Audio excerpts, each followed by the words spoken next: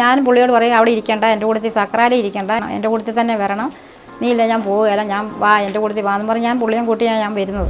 ഭക്ഷണം വേസ്റ്റ് ആക്കി കളയരുത്, അത് മാത്രമേ ചേച്ചി എല്ലാവരോടും പറയാറുള്ളൂ. എന്നാ കഴിക്കുന്ന പോലും പുള്ളിക്കാർ നോക്കുന്നില്ല, എത്ര കഴിച്ചു എന്ന് നോക്കുന്നില്ല. അപ്പോൾ എല്ലാവരും ഒരുപോലെ ആണെന്നില്ലല്ലോ. ചിലർ 2 ദോശ എടുത്ത് കഴിക്കും, 3 കഴിക്കുന്നവരുണ്ട്, 1 കഴിക്കുന്നവരുണ്ട്. എങ്ങനെ കഴിച്ചാൽ ഒരേ തുല്യ പൈസയാണ്. ഞാൻ പോകുന്ന പോലെ ആ പുള്ളിയും പുകയണം. അത് എത്ര വർഷമായ ഇതാണെന്നറിയോ, അതിന് യാതൊരു പെയിൻ്റ് അടിച്ചു വെള്ളം അടിച്ചു, ആ രൂപത്തിന് യാതൊരു കുഴപ്പമില്ല. ഇത് കണ്ണൂർ ജില്ലയിലെ ചെറുപുഴ എന്ന് പറഞ്ഞൊരു സ്ഥലമാണ്. ചെറുപുഴയ്ക്കടുത്ത് ആയന്നൂർ എന്ന് പറഞ്ഞൊരു കൊച്ചു ഗ്രാമമാണിത്. നമുക്കറിയാം ഹോട്ടലുകളൊക്കെ 4 സ്റ്റാറും 5 സ്റ്റാറൊക്കെ ആയി മാറിക്കൊണ്ടിരിക്കുന്ന, റേറ്റിങ്ങിന് വേണ്ടി ഇങ്ങനെ മത്സരിക്കുന്നൊരു കാലഘട്ടത്തിൽ ഒരു കൊച്ച് തട്ടുകട നടത്തുന്ന എന്ന് പറഞ്ഞാൽ ഒരു തരത്തിൽ പറയുകയാണെങ്കിൽ പരിശുദ്ധ കുർബാനയുടെ രുചി വിളമ്പുന്ന ഒരു തട്ടുകടയുണ്ട് ഇവിടെ.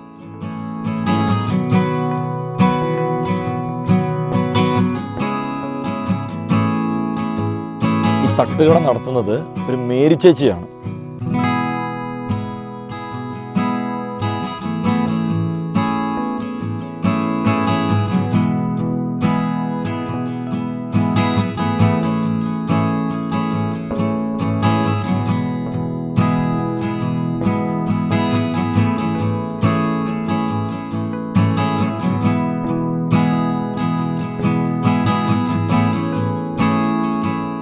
ജീവിതത്തിൻ്റെ ബുദ്ധിമുട്ട് കാരണം ഞാൻ സ്വന്തം തുടങ്ങിയ ഒരു പ്രസ്താവനമാണ്. പിന്നെ നേരത്തെ അമ്മായിയപ്പനായിരുന്നു നടത്തിയ ഈ കട. അമ്മായിയപ്പൻ മരിച്ചു കഴിഞ്ഞപ്പം പിന്നെ ജീവിക്കാൻ നിവൃത്തിയില്ലത് കാണപ്പോൾ നമ്മൾ തന്നെ ഈ ഇതെടുത്തു. പിന്നെ 3 പിള്ളേരുണ്ട്, 2 പെണ്ണും 1 ആണും. ആൺകൊച്ച് പുറത്താണ്, മറ്റവരെ 2 കെട്ടിച്ച്, ചെറുക്കനും കെട്ടി. പിന്നെ ഹസ്ബൻഡ് എൻ്റെ കൂട്ടത്തിൽ തന്നെയുണ്ട്. എനിക്ക് വേണ്ട സഹായമൊക്കെ പുള്ളി ചെയ്തു തരും. പിന്നെ മൂത്ത കൊച്ചെനിക്ക് സഹായത്തിനെല്ലാം വരുന്നുണ്ട്. മൂത്ത കൊച്ചിനെ കമ്പല്ലൂരാണ് കെട്ടിച്ചിരിക്കുന്നത്. അവളും ഞാനും കൂടി ഇതിങ്ങനെ ചെയ്ത് മുന്നോട്ട് ജീവിതം പോകാൻ.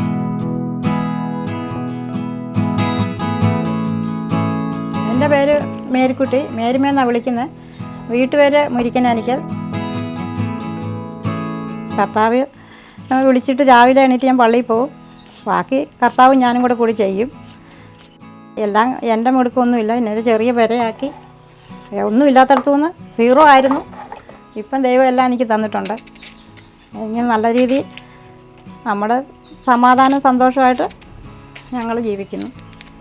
പിന്നെ ഞങ്ങൾക്ക് വലിയ സ്വത്തും ഒന്നുമില്ല, വലിയ ആൾക്കാരൊന്നുമല്ല. എൻ്റെ മിടുക്കം കൊണ്ടൊന്നും ഉണ്ടാക്കിയതുമല്ല. ഞാൻ രാവിലെ എണീറ്റ് എൻ്റെ കൈയും കാലും ദൈവത്തിന് സമർപ്പിച്ചിട്ട് ഞാൻ പറയും, ഞാൻ ഇതാ എണീറ്റു, നിനക്ക് കൈയും കാലും ഇല്ലാത്തതുകൊണ്ട് എൻ്റെ കൈയും കാലും നിനക്ക് ഞാൻ തരാം. നീ എൻ്റെ കൂടെ നടന്ന് എൻ്റെ പണിയും എന്നെ സഹായിച്ച് എൻ്റെ കുഞ്ഞുങ്ങളെ നോക്കി, എൻ്റെ ഭർത്താവിനെല്ലാം നോക്കി ഞങ്ങളെ നീ നോക്കണം. രാവിലെ തൊട്ട് നീ എൻ്റെ കൂട്ടത്തിൽ എന്നെ കൈയും പിടിച്ച് നടക്കണം, ഞാൻ നിൻ്റെ പുറകെ വരാം എന്നും പറഞ്ഞ് എണീറ്റ് നടക്കുന്നതും എൻ്റെ ഓരോ പ്രവൃത്തിയും ഓരോന്നും ഞാൻ എൻ്റെ ദൈവത്തിന് സമർപ്പിച്ച് എൻ്റെ കുഞ്ഞുങ്ങൾക്ക് വേണ്ടി പ്രാർത്ഥിച്ച് ഞങ്ങളിങ്ങനെ ജീവിച്ച് സന്തോഷത്തിൽ ജീവിക്കുന്നു. വളരെ ദൂരെ നിന്ന് വരെ ആളുകൾ വന്ന് ഭക്ഷണം കഴിക്കുന്ന ഒരു ഹോട്ടലാണ്. ഭക്ഷണം വേസ്റ്റ് ആക്കി കളയരുത്, അത് മാത്രമേ ചേച്ചി എല്ലാവരോടും പറയാറുള്ളൂ. രാവിലെ കുറച്ച് ദോശയും ആണ്, ദോശയെങ്കിൽ ദോശ, അപ്പമെങ്കിൽ അപ്പം കുറച്ച് ചുട്ട് വെക്കും. ബാക്കി വന്നിട്ട് ഞാൻ കുറച്ചുകൂടി ചുട്ട് വെക്കും. പിന്നെ 10-11 കൂടി ആൾക്കാർ എത്തുള്ളൂ. ആ സമയത്ത് ഞാൻ തീരുന്നതിനനുസരിച്ച് മാവ് ഫ്രിഡ്ജിൽ വെച്ചേക്കും, എന്നിട്ട് എടുത്ത് ചൂടും. പിന്നെ കുറേ പേർക്ക് ചോറായിരിക്കും വേണ്ടി, അന്നേരം ഞാൻ ചോറും വെക്കും, അപ്പവും വെക്കും, കറികളും വെക്കും. അപ്പോൾ അതിനകത്തുനിന്ന് അവർക്ക് ഇഷ്ടാനുസരണം അവർ വേണ്ടുന്ന ആരും എടുത്ത് കഴിച്ചിട്ട് രാവിലെ ഒരു 11-12 വരെ കാപ്പിയുടെ സമയമാണ്. അത് കഴിഞ്ഞ് പിന്നെ ഉച്ചയാകുമ്പോഴത്തേക്കിന് ആൾക്കാർ വരും ചോറിന്. പിന്നെ സാമ്പാർ കാണും, മോര് കാണും, മീൻ വറുത്തത് കാണും, ചിക്കൻ കാണും, പിന്നെ ചമ്മന്തി കാണും, അച്ചാർ കാണും. അങ്ങനെ കുറേശ്ശെ എല്ലാ സാധനവും കൊണ്ട് അവിടെ വെക്കുകയേ ഉള്ളൂ. ഞാൻ വിളമ്പി കൊടുക്കില്ല. വരുന്നവർ സ്വന്തം ഇഷ്ടത്തിന് വിളമ്പുക, എടുക്കുക. ഭക്ഷണം വേസ്റ്റ് ആക്കരുതെന്ന് പറയും. ബാക്കിയെല്ലാം അവരുടെ ഇഷ്ടാനുസരണം എത്ര തവണ വേണമെങ്കിലും കയറി ഇറങ്ങി എടുത്ത് തിന്നാം. ഞാൻ രാവിലെ പള്ളിയിൽ പോയിട്ട് വന്നിട്ട് എല്ലാം ചെയ്യും. കുർബാന സ്വീകരിച്ച അവിടെ എനിക്കൊരു ഇത്, ഞാൻ പുള്ളിയോട് പറയും സക്രാല ഇരിക്കേണ്ട, എൻ്റെ കൂട്ടത്തിൽ തന്നെ വരണം, നീ ഇല്ല ഞാൻ പോവുകയില്ല, ഞാൻ വാ എൻ്റെ കൂട്ടത്തിൽ വാന്ന് പറഞ്ഞ് ഞാൻ പുള്ളിയും കൂട്ടിയാണ് ഞാൻ വരുന്നത്. എനിക്ക് ഒരു ദിവസം പള്ളിയിൽ പോയാലും എന്തോ അസ്വസ്ഥതയാണ്, എനിക്ക് ക്ഷീണമാണ്, പിന്നെ ഉറക്കമാണ്. പള്ളിയിൽ പോയിട്ട് വന്നാൽ എനിക്ക് ഒരു ക്ഷീണവും ഇല്ല, ഉറക്കവും ഇല്ല. പക്ഷെ കാലുവേദനയൊക്കെ ഉണ്ട്. പക്ഷെ കുറച്ച് നേരം കഴിക്കും, പിന്നെ ഞാൻ ചെയ്യും. പിന്നെ ഞാൻ ഈ കാല് പുള്ളിക്ക് തന്നെ കൊടുക്കും. അപ്പോൾ ഇച്ചിരി വേദന കുറയും. അപ്പം പുള്ളി തന്നെ എല്ലാം ചെയ്ത് തന്നെ നിയന്ത്രിച്ച് പുള്ളി ഉള്ളതും കൊണ്ട് വലിയ വേദനയൊന്നും എനിക്കൊരു വേദനയായിട്ട് എനിക്ക് തോന്നുന്നില്ല. പുള്ളി സഹിച്ച അത്രയും വേദന എനിക്കില്ല ഞാൻ നോക്കുമ്പോൾ.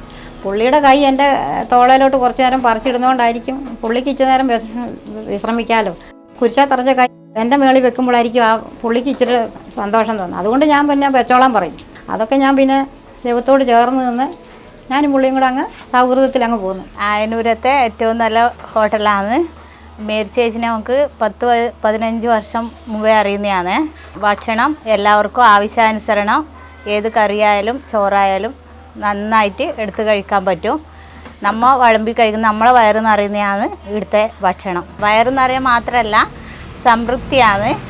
ഒരുപാട് ആൾക്കാർ വന്ന് ഭക്ഷണം കഴിക്കുന്ന ഒരു പ്രദേശവും കൂടിയാണ് ആയന്നൂർ മേരി ചേച്ചിയുടെ ഹോട്ടൽ. എല്ലാ സാധനം ഇവിടെ ഇങ്ങനെ അതേപോലെ നിരത്തി വെക്കുകയുള്ളൂ. ഇവിടുന്ന് പ്ലേറ്റ് എടുക്കണം. അത് കഴിഞ്ഞ് അവരുടെ ആവശ്യത്തിന് അവരവർക്ക് എന്നാ വേണമെന്ന് നോക്കിയിട്ട് അവരെടുക്കുക. എടുത്ത് ഭക്ഷണം കഴിച്ചിട്ട് മുഴുവൻ കഴിക്കണം. ഭക്ഷണം എടുക്കുന്ന ഭക്ഷണം വീണ്ടും വീണ്ടും വേണം അവർക്കെന്ന് എടുക്കാം. ഭക്ഷണം കഴിച്ചിട്ട് നല്ലതാണെന്ന് തോന്നി അവർക്ക് ഇഷ്ടം പോലെ എടുത്ത് കഴിക്കാം. മീനായാലും ഇറച്ചിയായാലും അവരവരുടെ വീട്ടിൽ നിന്ന് എടുത്ത് കഴിക്കുന്നത് തന്നെ ഇവിടുന്ന് കഴിക്കാം. കഴിച്ച് കഴിഞ്ഞിട്ട് സാധനം വേസ്റ്റ് ആക്കരുത്. പാത്രം അവിടെ വെച്ചാൽ മതി. ഞാൻ സ്വന്തം പോയി പാത്രം എടുത്തോണ്ട് അവർക്ക് പാത്രം കഴി പൈസയും തന്നെച്ചാൽ അവർക്ക് വരുന്നവർ സ്വന്തം വീട്ടിലെ ഭക്ഷണം കഴിക്കുന്നവർ തന്നെ അവരവരുടെ വീട്ടിലെന്ത് കഴിക്കുന്നത്. ഇവിടെ വരുന്നവരോട് ഞാൻ പറയും, നിങ്ങൾക്കൊരു പണിയുണ്ട്, നിങ്ങൾ സ്വന്തം ഇവിടുന്ന് ഭക്ഷണം എടുക്കണമെന്ന്. അവർ സ്വന്തം എടുത്ത് കഴിക്കും. അവർക്കത് വലിയ ഇഷ്ടമാണ്.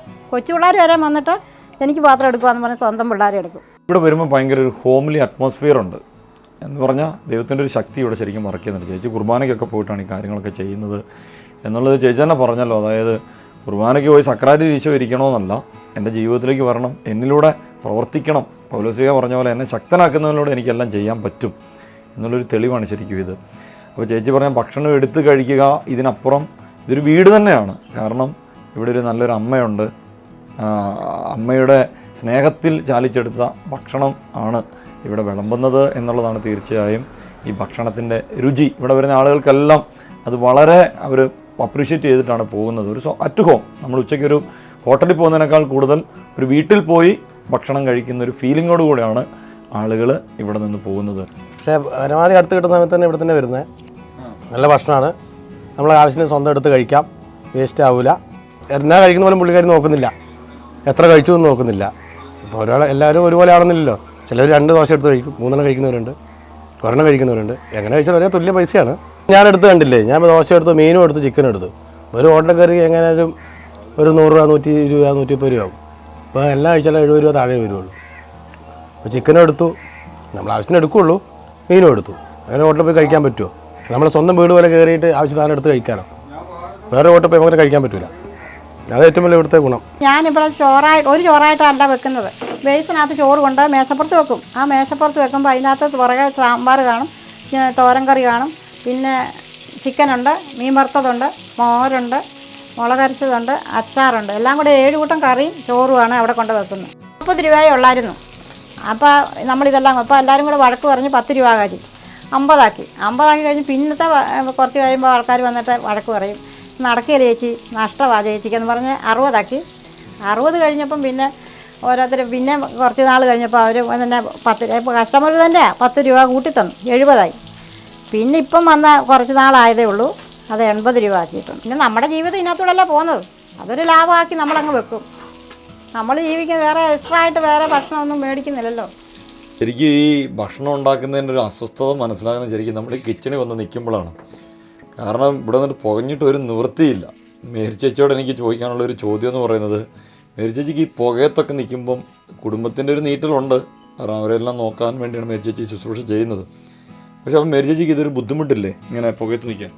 ബുദ്ധിമുട്ടുണ്ടെന്ന് പറഞ്ഞിട്ട് യാതൊരു പ്രയോജനമില്ല. ഞാൻ ഇതിനകത്തൂടെ ഓടിയാലേ എൻ്റെ ജീവിതം മുന്നോട്ട് പോകുള്ളൂ. എൻ്റെ ബാക്കിയുള്ള കാര്യങ്ങളെല്ലാം ദൈവം നടത്തി തരണമെങ്കിൽ ഈ പുകയത്ത് ഞാൻ നീറി ദൈവത്തോടു കൂടി മെഴുകുതിരി കത്തിത്തീരുന്നവരെ എൻ്റെ ജീവിതം കത്തിത്തീരണമെന്നായിരിക്കും പുള്ളിയുടെ തിരികെ. അതും അനുസരിച്ച് ഞാനങ്ങ് ഈ പുകയങ്ങ് എനിക്കൊരു സന്തോഷമായിട്ടങ്ങ് ആ സമയത്തങ്ങ് തോന്നുന്നു.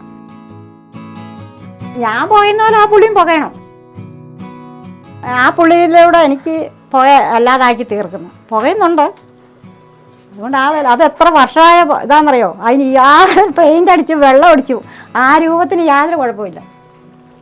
അത് തുടങ്ങിയപ്പോൾ ഞാനവിടെ ഒട്ടിച്ചത്. അതുകൊണ്ട് പിന്നെ എനിക്ക് നല്ല വിശ്വാസമുണ്ട്, എൻ്റെ കൂട്ടത്തിൽ പുള്ളി ഉണ്ട്. നിന്റെ സഹനത്തിൽ ഈശോ എവിടെയായിരുന്നു എന്ന് ചോദിക്കുന്ന ഒരുപാട് പേരുണ്ട്. അതിനുള്ള ഉത്തരവാണ് മേരി ചേച്ചി പറഞ്ഞത്. ഇവിടെ നല്ല ചൂടുണ്ട്, അടുപ്പിൻ്റെ തീ കത്തുന്നുണ്ട്, പുക ഇങ്ങനെ പൊങ്ങുന്നുണ്ട്, പക്ഷെ ഇവിടെ കർത്താവും പുകയുന്നുണ്ട്. അതുകൊണ്ടാണ് ഇവിടുത്തെ ഭക്ഷണത്തിന് ടേസ്റ്റ്, അതുകൊണ്ടാണ് ഇവിടെ ഒരു ചൂടും സ്നേഹത്തിൻ്റെ ഒരു ഗന്ധമൊക്കെ ഉള്ളത് എന്നാണ് മേരി ചേച്ചി നമ്മളോട് പറയുന്നത്. എൻ്റെ ജീവിതം തന്നെ പുള്ളിയാണ്. പുള്ളി ഇല്ലെങ്കിൽ ഞാൻ ഇങ്ങനെയൊന്നും പോവില്ല, എന്നെ ആർക്കും ഇഷ്ടപ്പെടുകയില്ല. അപ്പോൾ എൻ്റെ എല്ലാ പ്രവൃത്തിയും വരുന്നവർക്കും ഇഷ്ടപ്പെടുന്നത് പുള്ളി എൻ്റെ കൂട്ടത്തിലുള്ളത് കൊണ്ട്. എന്നിലൂടെ പുള്ളി പറയുന്നു, ഞാനൊന്നും പറയുന്നില്ല. അത്രയും എനിക്ക് വിശ്വാസമുണ്ട്. അതുകൊണ്ട് എന്നോട് ആർക്കും, ഞാൻ അതുപോലെ ഡീല് ചെയ്ത് പോയത് ഞാനല്ല. ഞാൻ അവിടെ ചെല്ലുന്നുണ്ടെങ്കിൽ പുള്ളി എൻ്റെ കൂട്ടത്തിൽ പുള്ളിയെ കൊണ്ട് ഞാൻ പോകുന്നതുകൊണ്ടാണ് അവരാർക്കും എന്നോട് ദേഷ്യപ്പെടാത്തത്. എനിക്കും ദേഷ്യപ്പെടുന്ന ഒരു അവസരം എനിക്ക് ദൈവം ഉണ്ടാക്കി തരുന്നില്ല. മേരി ചേച്ചി പഠിപ്പിക്കുന്ന ഒരു കാര്യം, അതായത് നമ്മൾ കേവലം വയറ് നിറച്ചുകൊണ്ടോ യാന്ത്രികമായി കാര്യങ്ങൾ ചെയ്തുകൊണ്ടോ കാര്യമില്ല, മറിച്ച് മറ്റുള്ളവരുടെ ഉള്ളിലേക്ക് കൂടെ എത്തണം, സ്നേഹത്തിൻ്റെ നനവുമായി മറ്റുള്ളവരുടെ ഉള്ളിലേക്കും കൂടെ എത്തണം എന്നുള്ളൊരു കാര്യം മേരി ചേച്ചി നമ്മളെ ഓർമ്മിപ്പിക്കുകയാണ്. പരിശുദ്ധ കുർബാന ഒരിക്കലും ശരീരത്തിൻ്റെ ഒരു പോഷണമായി മാത്രം അവശേഷിക്കുന്നില്ല. മനസ്സ് കർത്താവ് ഉള്ളിലേക്ക് വരുമ്പം നമ്മുടെ ഉള്ളു മുഴുവൻ നിറയ്ക്കാനായിട്ടുള്ളൊരു പരിശ്രമമാണ് കർത്താവ് നടത്തുന്നത്. അതായത് അതുകൊണ്ട് ഈശോ പറയുന്നത് എൻ്റെ ശരീരം യഥാർത്ഥ ഭക്ഷണമാണ് എന്ന് പറഞ്ഞാൽ ശരീരത്തിലേക്കും ആത്മാവിലേക്കും മനസ്സിലേക്കും സ്നേഹത്തിൻ്റെ ഒരു നിറവ്, സ്നേഹത്തിൻ്റെ ഒരു അഭിഷേകം പരിശുദ്ധ കുർബാന സ്വീകരണത്തിലൂടെ നമ്മളിലേക്ക് കടന്നു വരികയാണ്. വിശുദ്ധ കുർബാനയുമായി ബന്ധപ്പെട്ട വീഡിയോകൾ നിങ്ങൾക്ക് ലഭിക്കാൻ ഈ ചാനൽ സബ്സ്ക്രൈബ് ചെയ്യുക.